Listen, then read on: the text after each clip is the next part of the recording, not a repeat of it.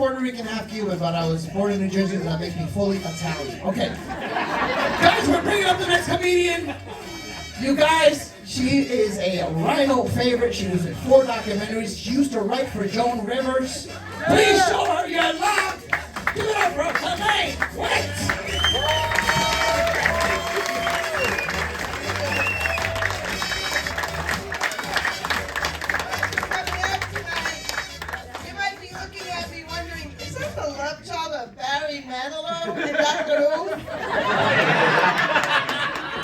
I can't be. I'm almost Barry Manilow's age. I'm a retired New York City school teacher. Thank you. I don't have to work anymore. But you're applauding something. But what I wanted to say about writing jokes for Joan Rivers, you could say, wow, she must be funny, but you know what I say to myself? Wow, she must be old. Because Joan Rivers told my jokes on The Late Show with Johnny Carson. That was amazing. And the documentary shows the joke that I'm going to show you what the documentary shows, but this is what happened when Joan Rivers told my joke. And it's a tribute to Olivia Newton-John because she died. And it was Income Tax Day in the 80s. And Joan Rivers comes out on The Late Show, and Johnny Carson, she used to host it a lot for you young people might not know that. So she comes out and she goes, it's Income Tax Day, and my accountant is dancing around the office singing, let's get fiscal, fiscal. And nobody laughed just like this. And so she says it again, but she goes, let's get fiscal, fiscal. And then again they hardly laugh. It's getting worse. And then she goes, let's get fiscal, fiscal. That was going to be the big joke. So my joke bombed on Johnny Carson every time. And the other joke she said on Johnny Carson that I wrote was, in LA, 1 out of every marriage ends in divorce, so she puts her money in the infidelity savings bank. So anyway, I'm proud that I wrote some jokes for Joan Rivers, but I wanted to tell you what it's like teaching in a very tough school. I can't really see, but are there teachers here tonight? Oh, you're a teacher? I can't see anyone else, I'm sorry. Well, did you teach in a tough school? Do you? You did, now you teach in a... Yeah, well, my school was so tough. You walk in and you see the school colors, black and blue, and dry blood red. And that's on the teachers. You know, when we were young, we used to carve our sweetheart's name in the desk. These kids carved their sweetheart's name in their sweetheart. Yeah, really tough. And the principal sat in his ivory tower and he'd say, no matter what goes on in the classroom, make it into a teachable moment. So I'm breaking up a fight. You see me, I'm old and 5 foot tall. And this kid goes, he strangled me, terrible! I said, stop. This is a teachable moment. You're using your adverbs incorrectly. He strangled you terribly. And they never gave us money for supplies at my school. So when I was teaching measurement, I went home, I brought in my bathroom scale, my Weight Watchers scale, and my cocaine scale. I'm only kidding, I never went to Weight Watchers. But unbelievable, they have this thing called the participation trophies. Have you heard of this? You have. Well, every child gets an award just for showing up. That would have been good on my honeymoon. In fact, both honeymoons, I was married twice, because they participated, but very little was accomplished. And there was a boy in my class, and he was always like a downer, always grumpy, but one day he shows up all excited. Teacher, teacher! I said, well, look at you! I brought in the word of the day and show and tell. Glock, G-L-O-C-K.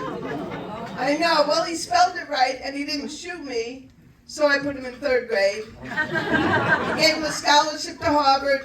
He minored in neuroscience and majored in basketball.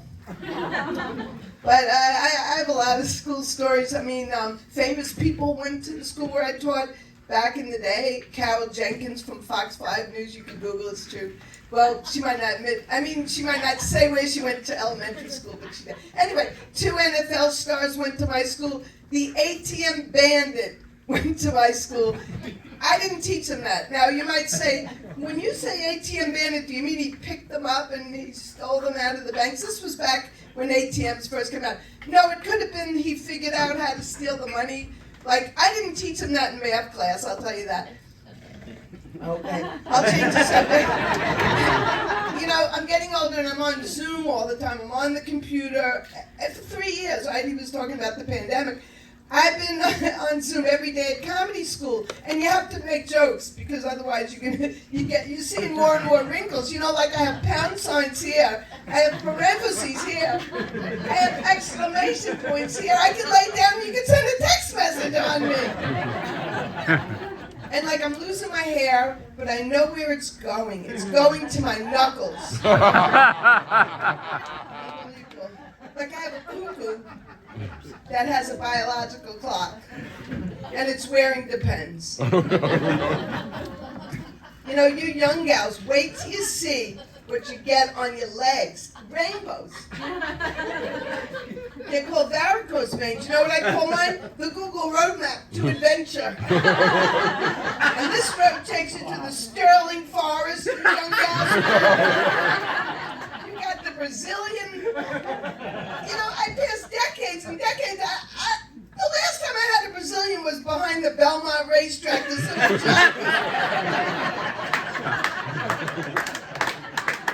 He was from Rio de Janeiro, 1988. I'm from Elmont, that's where the racetrack is. But really, I mean, this road takes you to the Dead Sea. I don't have to figure get to be old, but I like to make jokes about it. You know, I was at Woodstock 50 years ago, and then they had the next Woodstock 50 years later, and some things stayed the same, some things were a little different. Like, we had a tent at the first Woodstock. It was for when you had bad acid trips. I have to break that down to youngsters. Acid was a psychedelic drug in the 60s. Well, you know what the tent was for this time? Bad acid indigestion. And we had a bus at the first Woodstock, and it had a sign. It was a VW bus. It said, "Don't come a-knockin' if this band isn't rockin'. This time, don't come a-fussin' till I've had my Robitussin." And I see you have your Beatles t-shirt. Spelled B-E-E. We'll have to talk about that later. I'm going to go at it too. In fact, Paul McCartney was at both Woodstocks, and he sang "Maybe I'm Amazed." Paul, maybe I'm amazed. You sang for 3.5 hours. What is he, 82 now? I can barely get up the step. And Bob Dylan, I hear it blowing in the wind, and Bob Dylan's band is there, and I see the whole band, but I don't see Bob Dylan, and the song's almost over, and I see this lady on the electric organ with a hat and gray hair. I said, "That looks like my Aunt Esther B. Greenbaum." Oh, I got it. It's Bob Dylan. He's playing the organ now because he has arthritis. That's not a joke, but it was really him. I'm sorry to bring it down. Mick Jagger was singing Satisfaction. Let's sing the first verse. I can't get no satisfaction. Yeah, well, that's what Mick Jagger did. He wanted us to sing to him. I stood up, I said, "Mick Jagger, I spent all this money, I'm walking through the mud, you sing Satisfaction to me." But it was wild to go to both Woodstocks. And he questioned himself, "I am a school teacher."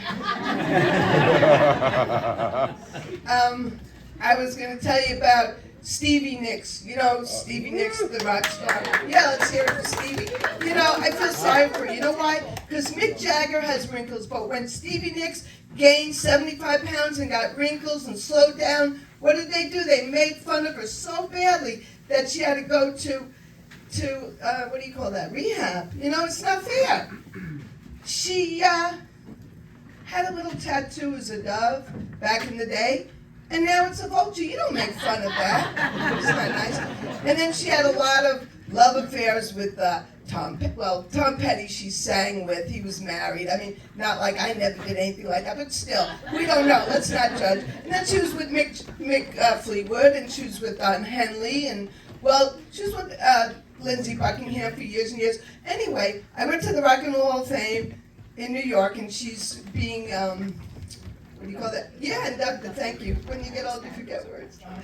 That's my excuse. So anyway, so she's getting inducted, and Harry Styles comes out. He's wearing a blue suede suit, no shirt, and he says, I'm going to induct Stevie Nicks into the Rock and Roll Hall of Fame. He says, she's a writer, she's a creator, she's a trendsetter, she's won with Fleetwood Mac, you know, she won just the other year, she won Hall of Fame, and now she's winning by herself, and he's giving her accolades, and then he says this, she's a lover, not a fighter. I said, what? A lover? Let me get this right. Harry Styles, you're 25, she's 75. What do you mean a lover, not a fighter? Well, you know what? My time's up. Thanks for listening. Have a great show tonight.